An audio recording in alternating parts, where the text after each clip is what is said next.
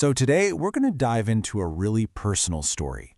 It's all about how grief can, over time, actually transform into a sense of purpose. It's a powerful look at remembrance, at faith, and at how a legacy gets passed down from one generation to the next. And that quote, it's really the heart of this whole story. It just perfectly sets the stage for a quiet, totally unexpected moment that ended up reframing years and years of sorrow. It's a great reminder, isn't it, that the biggest shifts in our lives, they don't always show up with a loud bang. Sometimes they just arrive quietly and change everything. All right, so let's get into it.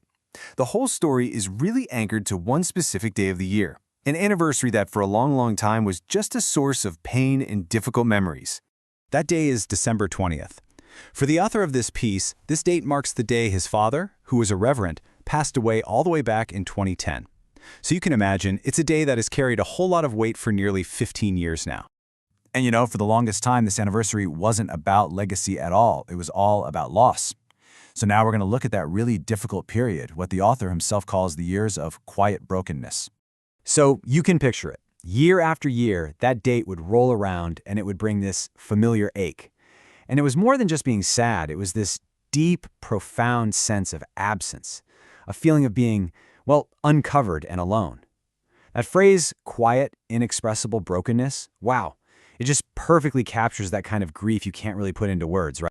Okay, but here's the thing. To really get the big shift that's about to happen, we've got to rewind a bit.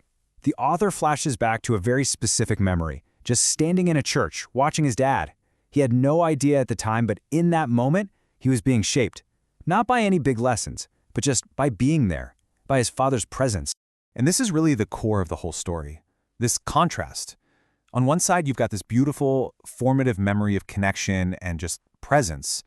But then you see on the other side how for more than a decade, that memory got completely overshadowed by the hard reality of absence and the loneliness that came with every single anniversary. And this is the moment where everything changes, the real turning point. It was a moment that felt less like some random coincidence and more like a profound, maybe even divinely timed alignment. Can you believe it? Just before this year's anniversary, the author found himself standing on the exact same spot where he'd watched his father all those years ago. But this time was different. He wasn't there to watch, he was there to minister, to preach, to serve in the very same way his father once did. And look, this wasn't just some random thing that happened. The invitation from the church had actually been on the table for years. Plans were made, but they fell through. Things got postponed again and again. And then, almost without any effort at all, everything just clicked into place at this exact, incredibly significant time. What felt delayed for so long just found its perfect moment. And that one experience, it changed absolutely everything. It sparked this huge, fundamental shift in how he saw the anniversary, his grief, and even his own purpose in life. So think about that. After almost 15 years, something finally truly shifted. That familiar feeling of being broken was gone. It's not that the loss disappeared, but it was replaced by something new, a new way of understanding what faithfulness really means. And this right here just lays it all out so clearly. Before, the day was all about what was lost, all about absence. But now, it's become a testament to a faithfulness that's still going.